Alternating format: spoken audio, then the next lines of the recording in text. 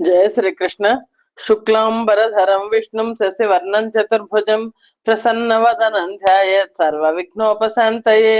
కృష్ణాయ వాసుదేవాయ దేవకీ నందనాయ చ నందగోపకుమారాయ గోవిందాయ నమో నమః. మహాకవి శ్రీ బొమ్మెర పోతనామార్తి ప్రణీత శ్రీ మహాభాగవతం చదువుతున్నాం. దశమ స్కంధం ఉత్తర భాగంలో ఉన్నాం.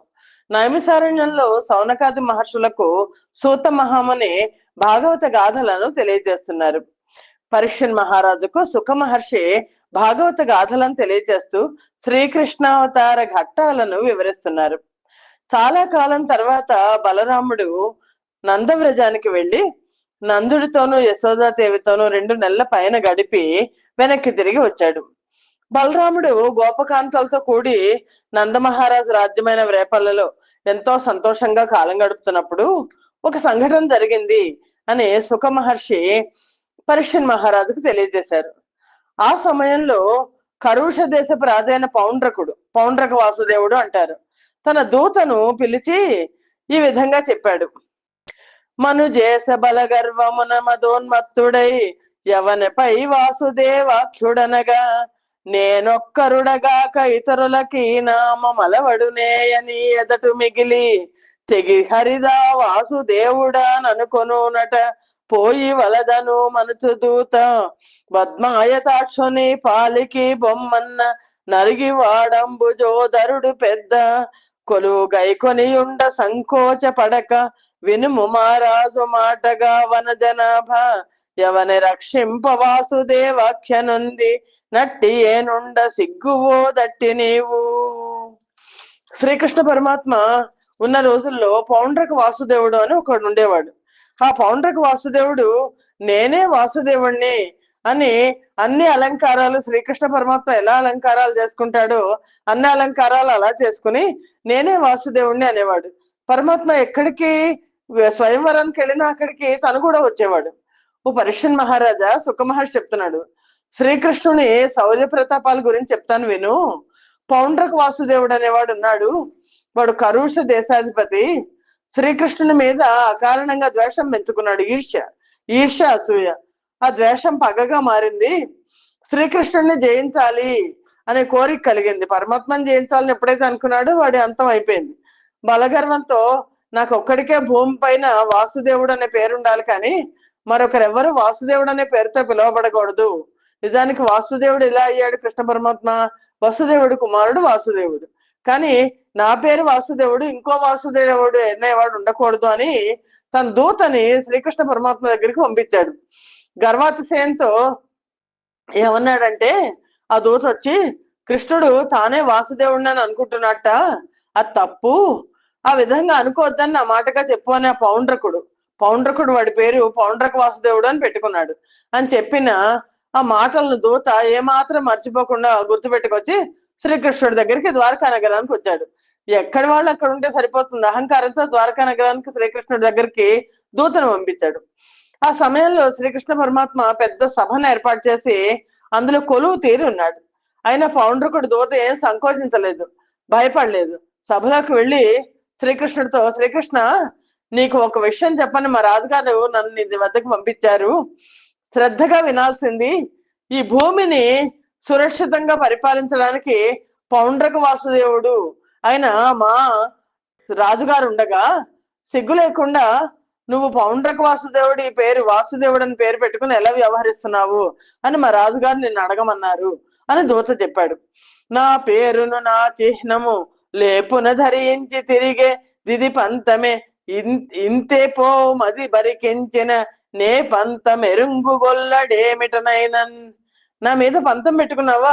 పౌండ్రక వాసుదేవుడు కృష్ణుడితో అంటున్నాడు, నా మీద పంతం పెట్టుకున్నావా?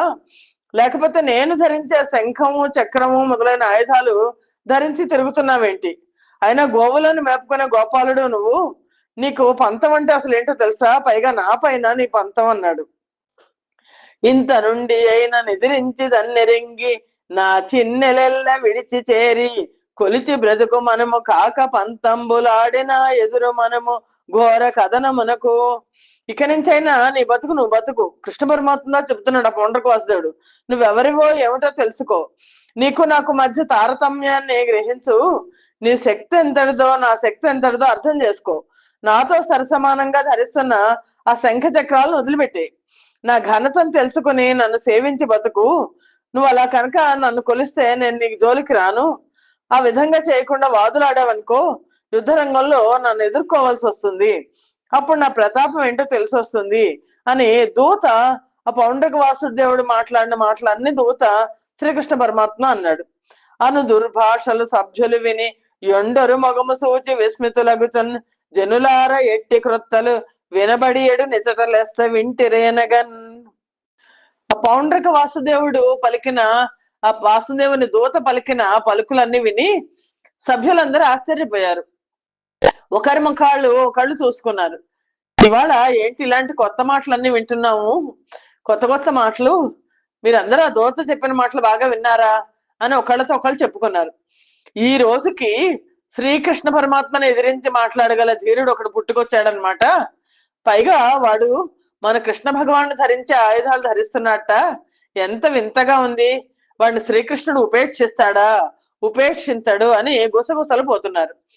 అప్పుడు శ్రీకృష్ణుడు దూతకి ఇలా అన్నాడు. దూత పలికిన దుర్భాషణలు విన్నాడు శ్రీకృష్ణుడు. వాడితో ఇలా అన్నాడు. వినరా మీ నృపుడన్న చిహ్నములు నేవే వచ్చి ఘోరాసిలో ధనమీదన్ వెసవైవ గంకముఖ గృధ వ్రాతముల్ మోగగా ననిలో దర్పము ధూళి కోలి వికలంబై సారమేయాళికిన్ ననయంబున్ నశనంబ వయ్యదను మేనన్నట్లుగా వానితోన్. ఆ దూతతో కృష్ణ పరమాత్మ అంటున్నారు, నువ్వు చెప్పింది విన్నాను, సరే ఇంకా నేను చెప్పింది వినరా. మీ రాజుగారికి చెప్పు, ఆయన చెప్పిన శంఖ చక్ర చిహ్నాలను అన్నిటినీ ధరించి వెంటనే యుద్ధానికి వస్తున్నానని చెప్పు. అంతేకాదు ఆ ఆయుధాలన్నిటినీ మీ పౌండ్రకుడి మీద ప్రయోగిస్తాను. ఘోరమైన రణంలో వాడి గర్వం అంతా హరించుకుపోయి నా నా రణ కౌశలానికి బలై కూలిపోతాడని చెప్పు. అశక్తుడే నేల కూలిన పౌండ్రకుడిని గద్దలు రాబందులు మూగి పీక్కు తింటాయని చెప్పు.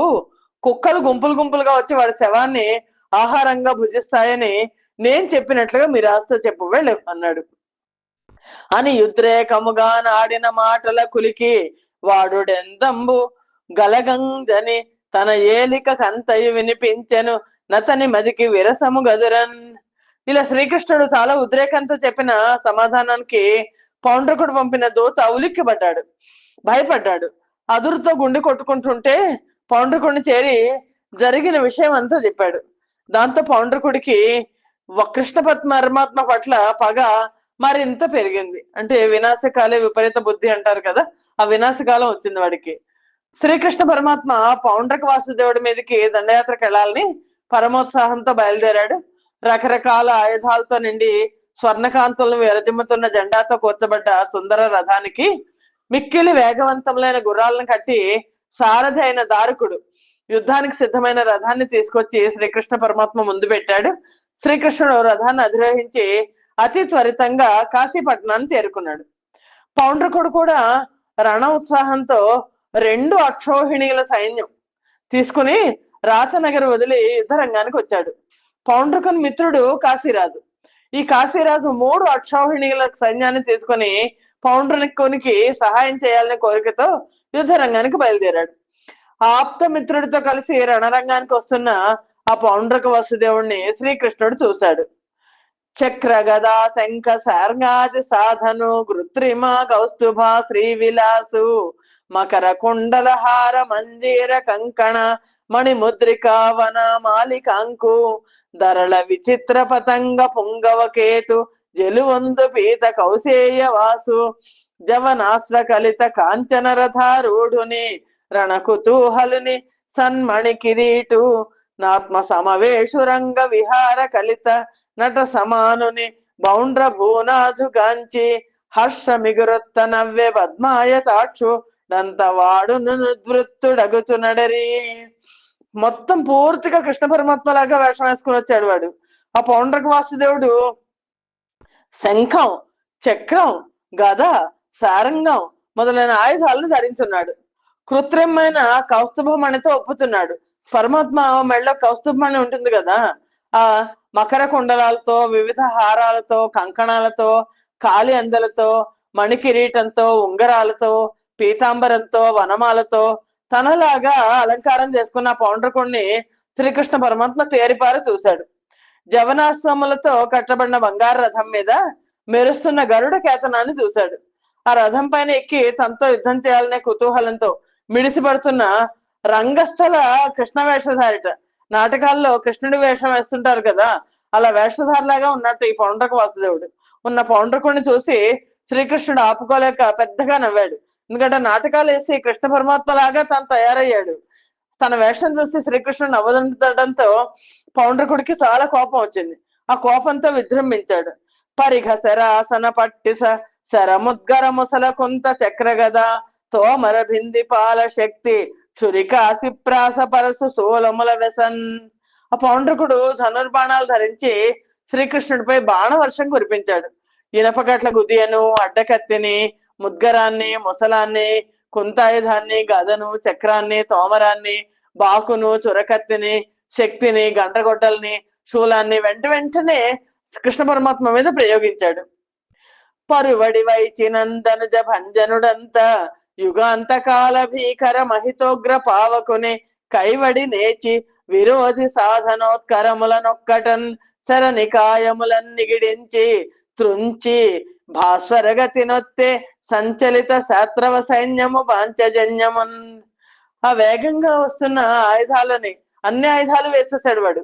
వేస్తే వేగంగా వస్తున్న ఆయుధాలను చూసి శ్రీకృష్ణ పరమాత్మ వెంటనే ప్రళయకాలంలో మహాభయంకరంగా దహించి వేసే అగ్నిహోత్రుడిలాగా వీర విజృంభణతో శత్రువు ప్రయోగించిన ఆయుధాలన్నింటినీ బాణవర్షాన్ని కురిపించి ఒక్క పెట్టున తుంచేశాడు. ఆ తర్వాత శత్రు సైన్యాన్ని సంచలింపజేసే ధ్వనితో తన పాంచజన్య శంఖాన్ని పెద్ద పెట్టున పూరించాడు.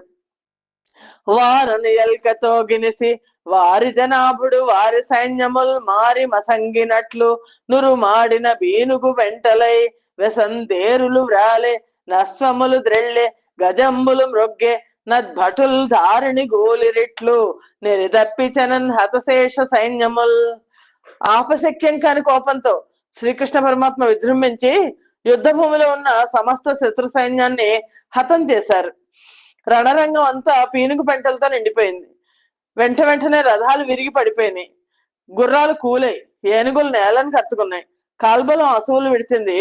ఈ విధంగా సైన్యం అంతా కూలిపోవడంతో మిగిలిన కొద్దిమంది సైనికులు న్యాయం తప్పి యుద్ధం చేయలేక పారిపోయారు. శ్రీకృష్ణ పౌండ్రకుల ఘోర సంగ్రామంలో రక్తం ప్రవాహం కట్టింది.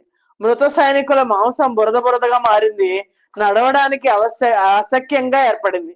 ఆ సమయంలో ఇంకా యుద్ధానికి కాలుదూవుతున్న పౌండ్రకుడిని చూసి శ్రీకృష్ణ పరమాత్మ ఇలా అన్నారు: మనుజేంద్రాధమ పౌండ్ర భూపసుత నీ మానంబు వీరంబు నేడనిలో మాపుదు నృద్దు కొవ్వి పిలుచన్నాబోతుపై రంకే వైచిన చందంబున దూత చేతనను నాక్షేపించి వల్దన్న పేరును జిహ్వంబులు నీ పైన్ విడుతు నర్చుల్ పర్వ నేడాదిలోన్. ఓ దుష్టుడా, ఓ దుర్మార్గుడా, ఓ పౌండ్రక, ఓ అధముడా, ఈ రోజు నీ దురభిమానాన్ని గర్వాన్ని మటుమాయం చేస్తాను. యుద్ధంలో నన్ను ఎదిరించి పోరాడగల మొనగాడివా నువ్వు? ఎద్దు ఆబోతుపై రంకేసి పౌరుకు దిగినట్లు ఆ రోజు దూతను పంపించావు, నన్ను ఆక్షేపించావు. వాసుదేవుడు అనే పేరుని నన్ను పెట్టుకోద్దని చెప్పావు. శంఖ చక్రాది ఆయుధాలు ధరించొద్దన్నావు. ఇప్పుడు ఆ ఆయుధాలనే అగ్నిజ్వాలలు విరజమ్మతో నీ పైకి వచ్చేట్లు ప్రయోగిస్తాను, కాచుకో అన్నాడు పరమాత్మ. అదిగాక నీదు శరణము పదపడి ఏ జొత్తు నీవు బల విక్రమ సంపద గల పోటరి వేనింగదలక నిలుమనుతు నిశ్చిత కాండములంతన్. నిన్ను కనుక ఆ విధంగా సంహరించలేకపోతే అప్పుడు నేను నీ శరణు కోరుతాను. నువ్వే కనుక శౌర్య ప్రతాపాలు ఉన్న వీరుడవైతే రణరంగంలో పారిపోకుండా నాతో యుద్ధం చేయడానికి కదలకుండా నిలబడు, పారిపోవడానికి ప్రయత్నించకన్నాడు కృష్ణ పరమాత్మ. చల మొప్పన్ని గుడించి వాని రథముంజక్కాడి తత్సారథిం దళవే త్రుంచి హయంబులన్ నరికి యుద్ధండ ప్రతాపక్రియం బ్రలయార్క ప్రతిమాన చక్రమున నప్పౌండ్రున్ వెసంద్రుంప వాడిల గూలెన్ గులిసాహతిన్నొరగు శైలేంద్రాకృతిన్ భూవర. సుఖ మహర్షి చెప్తున్నారు, ఎలాగా ఓ పరీక్ష మహారాజా, ఆ శ్రీకృష్ణ పరమాత్మ వదలని పట్టుదలతో వాడి బాణాలు వేసి పౌండ్రకుడి రథాన్ని విరగొట్టాడు. సారథిని కూల్చేశాడు, గుర్రాలను నరికేశాడు. మహా తీవ్రమైన ప్రతాపంతో ప్రళయకాల సూర్యుల్లాగా నిప్పులు కురిపిస్తూ శత్రువు నాశనం చేసే సుదర్శన చక్రంతో పౌండ్రకుడిని సంహరించాడు. ఆ దెబ్బతో వజ్రాయుధపు దెబ్బతో కూలిపోయే పర్వతంలాగా పౌండ్రకుడు ప్రాణాలు కోల్పోయి భూమి మీద పడిపోయాడు. మడవక కాశికా విభని మస్తకముద్ధతి దృంచి బంతి కైవడినది పింజ పింజ గరవన్ విసిఖాళి నిగుడ్చి వాని ఏలిడి పొరిలోన వైచే నవలీలమురాంతకుడిట్లు వైరులన్ గడిగి జయించి చిత్తమున గౌతుకమున్ జిగురుత్తనత్తరిన్. శ్రీకృష్ణుడు అంతటితో ఆగల. పౌండ్రక వాసుదేవుడు మరణించాడు. వాడిది 2 అక్షోహిణీల సైన్యం, కాశీరాజుది 3 అక్షోహిణీల సైన్యం. అంతటితో అక్క కాశీరాజు తలను కూడా త్రుంచి బాణాలతో ఆ తలను పైకి ఎగరగొడుతూ వాడి నివాసమైన కాశీపట్నంలో పడేట్టు చేశారు. తన శౌర్యాన్ని ప్రదర్శించాడు. శ్రీకృష్ణ పరమాత్మ ఈ విధంగా శత్రువులందరినీ పైలోకాలకు పంపి పరాక్రమోపేతుడై ఆనందోత్సాహాలతో విలసిల్లాడు. సురగంధర్వన భాస్కర గరుడోరగ సిద్ధ సాధ్య గణమును తింపన్ మరలి చెనదెంచి హరి నిజపురమున సుఖముండెనతి విభూతి దళిర్పన్. ఆ శ్రీకృష్ణుని విజయాన్ని దేవతలు, గంధర్వులు, గరుడులు, నాగులు, సిద్ధులు, సాధ్యులు మొదలైన ఆకాశ చరులందరూ ప్రశంసించారు. సర్వజనులు చేస్తున్న స్తోత్రాలు వింటూ శ్రీకృష్ణ పరమాత్మ మహావైభవంతో ద్వారకా నగరానికి తిరిగి వచ్చి సుఖ సంతోషాలతో విరాజిల్లాడు. వనజోదరు చిహ్నంబులు గొనకొని ధరించి పౌండ్రకుడు మచ్చరియై యనవరతము హరిధన తలపున గడగులుట చేసి ముక్తి పొందే నరేంద్ర. ఓ రాజా, పౌండ్రకుడు శ్రీకృష్ణ పరమాత్ముడు ధరించే శంఖం, చక్రం మొదలైన చిహ్నాలన్నీ ధరించి శ్రీకృష్ణుడితో మాత్సర్యాన్ని వహించి ప్రతి క్షణం శ్రీకృష్ణ పరమాత్మనే తలుస్తూ ఉండడం చేత మోక్ష సామ్రాజ్యాన్ని పొందగలిగాడు అని అక్కడ గాసిలో నారాజు మందిరం గణమున గుండల కలితమగుచు బడియున్న తలచూచి పౌర జనంబులు తమరాజు తలయని దగనెరింగి చెప్పిన నృపు జీవితేశ్వరులను సుతులు బంధువులను హితులు గూడి మునసి హాహాకారముల నేర్చిరత్తరి దత్తనుభవుండు సుదక్షిణుండు వెలయ తండ్రికి పరలోక విధులు నర్చి జనకుననిలో వధించిన చక్రపాణి నడరి మర్దింపదగునుపాయంబు దరచి చతురుడగునట్టి తన పురోహితుని పిలిచి. ఓ పరీక్షణ్ మహారాజా, ఇక్కడ ఇలా జరిగితే శ్రీకృష్ణ పరమాత్మ కాశీరాజు తల తీసుకెళ్లి కాశీనగరంలో పడేశాడు కదా. కాశీనగరంలో రాజుగారి మందిరంలో కుండలాలతో కూడున్న తల పడ్డం చూసి ప్రజలంతా ఆ తల తమ రాజుగారి తలే అని గుర్తించారు. అంతఃపుర కాంతలకు ఈ విషయం తెలియజేశారు. ఆ పతి మరణాన్ని తెలుసుకున్న కాశీపతి పత్నులందరూ తమ పుత్రులతో, బంధువులతో, హితులతో కలిసి సభా ప్రాంగణానికి వచ్చి హాహాకారాలు చేస్తూ దుఃఖించారు. కాశీరాజు కుమారుడైన సుదర్శనుడు తండ్రికి పరలోక క్రియలు యథావిధిగా చేశాడు. దుఃఖాన్ని ఆపుకోలేకపోయాడు. యుద్ధ భూమిలో తన తండ్రిని వధించిన శ్రీకృష్ణుణ్ణి ఏ విధంగా సంహరించాలా అని ఆలోచించాడు. తన పురోహితుడిని పిలిచి అతనితో కలిసి దీనికి ఉపాయం ఏమిటా అని తెగ మదనపడ్డాడు. అతడు దానును జని పశు పతిపద సరసిజములకును ప్రమదముతో నా నతుడయ్య దేవుని బహుగతులం భూజింపనతడు కరుణాన్వితుడై. సుదర్శనుడు ఆ పురోహితునితో కోల్సి పరమేశ్వరుడి దగ్గరికి వెళ్ళాడు. ఆ పరమేశ్వరుని పాదపద్మాలకు అనేక సార్లు ప్రణమిల్లి ఆ దేవదేవుని బహుగతులతో పూజించాడు. సుదర్శనుని పూజలకు మెచ్చిన పరమేశ్వరుడు అతని పట్ల కరుణ చూపించాడు. మెచ్చి తినే వరమైనను నిత్యదనను వేడు మనను ఈశ్వరనన్నన్ మచ్చిక రక్షింతువు పొరపొచ్చము సేయక మహేశ పురహరయ భవ. ఓ సుదర్శన, పరమేశ్వరుడి కోసం తపస్సు చేస్తాడు సుదర్శనుడు. పరమేశ్వరుడు మెచ్చి నీ భక్తికి మెచ్చాను, ఏం వరం కోరితే ఆ వరం ప్రసాదిస్తాను అన్నాడు. పరమేశ్వరుడు ప్రసన్నుడయ్యాడు. దానికి సుదర్శనుడు శివుడిని అనేక విధాలుగా స్తోత్రం చేశాడు. ఓ మహేశ్వర, త్రిపురాసుర సంహార, అభవ, ఈశ్వర, శంకర, నువ్వు కృపాళుడువు, నన్ను వాత్సల్యంతో తప్పక రక్షిస్తావు కదా. భక్తులేడ నీకు ఏ పొరపచ్చాలు లేవు కదా. దేవ మజ్జనకుని వసుదేవాత్మజుడాదిలో వధించెను నేనా గోవిందుని నని లోపల నే విధముగా గెలుతున్నానతి వెపురారి. ఓ దేవాదేవా, నా కోరిక విను. నా తండ్రిని వసుదేవుని కుమారుడైన శ్రీకృష్ణుడు యుద్ధంలో సంహరించాడు. ఆ కృష్ణుణ్ణి యుద్ధంలో నేను ఏ విధంగా గెలవగలుగుతానో ఆనతీయి ప్రభు అని వేడుకున్నాడు. అప్పుడు అనిన శంకరుడు అతనికి ననియననగా, నీవు ఋత్విజులను భూసురావళియను ప్రీతిని అభిచారమనరింప భూతయుక్తు డగుచుననలుండు తీర్చుని అభిమతంబు. సుదర్శనుడు ఆ విధంగా ప్రార్థించగానే, చూడు భక్త, నీవు ఋత్విజులు బ్రాహ్మణోత్తములు కలిసి అభిచార హోమం చేయండి, ఆ ప్రీతుడైన అగ్నిహోత్రుడు నీ కోరిక తీరుస్తాడు అని శివుడు చెప్పి పరమేశ్వరుడు అంతర్ధానం అయ్యాడు. అని నా చంద్రమౌళి వాక్యముల భంగి భూరి నియమముతో నభిచార హోమ మొనర గావింపనగ్ని యథోచితముగా జలగ దక్షిణ వలమాన శిఖల వెలిగే. ఆ శంకరుడు చెప్పిన విధంగా సుదర్శనుడు తీవ్రమైన నియమాలతో అభిచార హోమం చేశాడు. అగ్నిదేవుడు యథోచితంగా దక్షిణ దిశను చుడుతూ జ్వాజ్వల్యమైన జ్వాలలతో ప్రజ్వరిల్లాడు. ఆ అగ్నికుండ నుంచి ఒక కృత్య ఆవిర్భవించింది. కృత్య అంటే ఒక మహాశక్తి.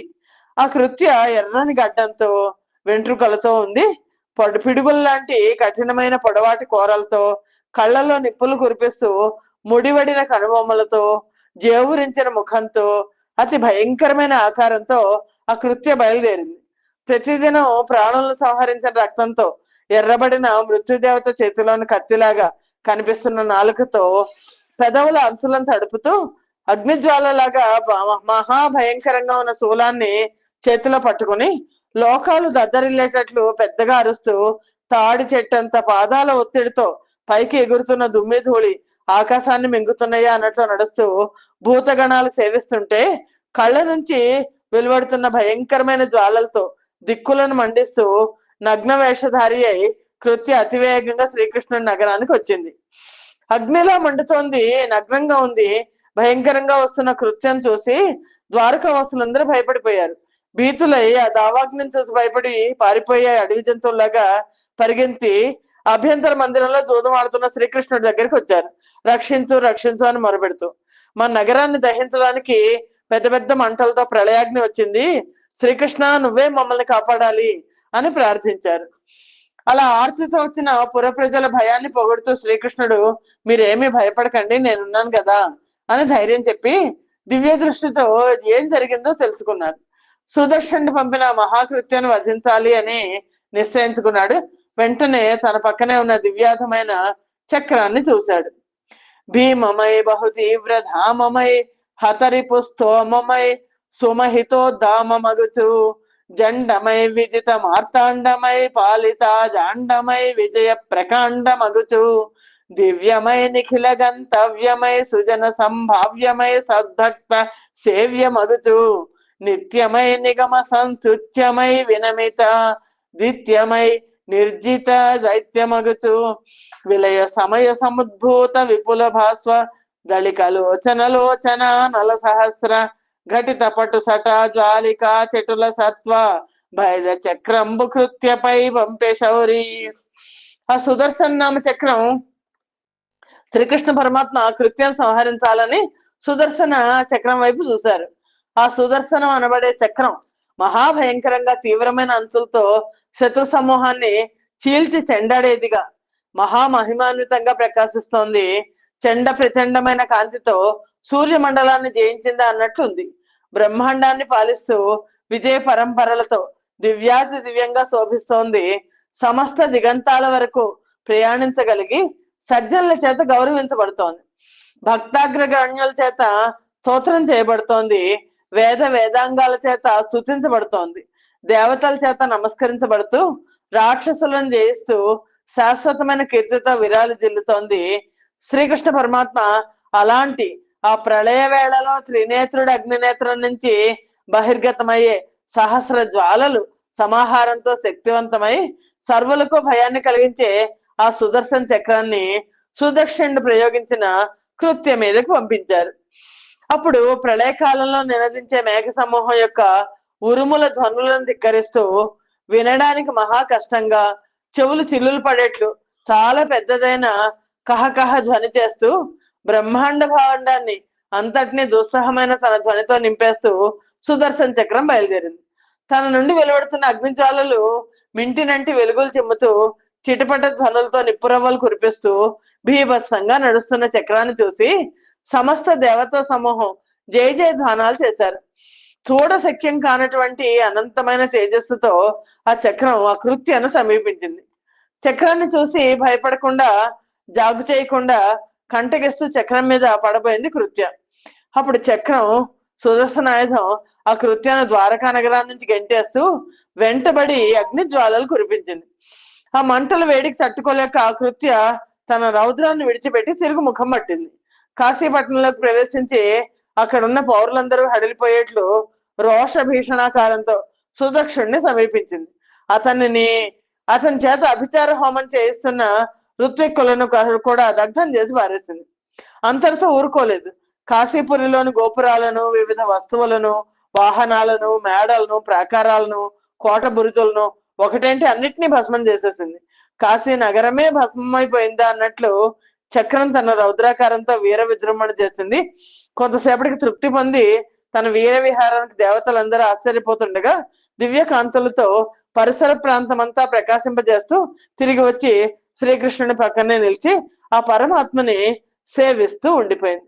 ఆ కృత్యని తరుముకుంటూ వెళ్ళి కృత్యని సమీపించి దాన్ని నాశనం చేయడమే కాకుండా ఆ అభిచార హోమం చేస్తున్న అందరినీ నాశనం చేసి కాశీపురాన్ని మొత్తాన్ని భస్మం చేసేది సుదర్శనం.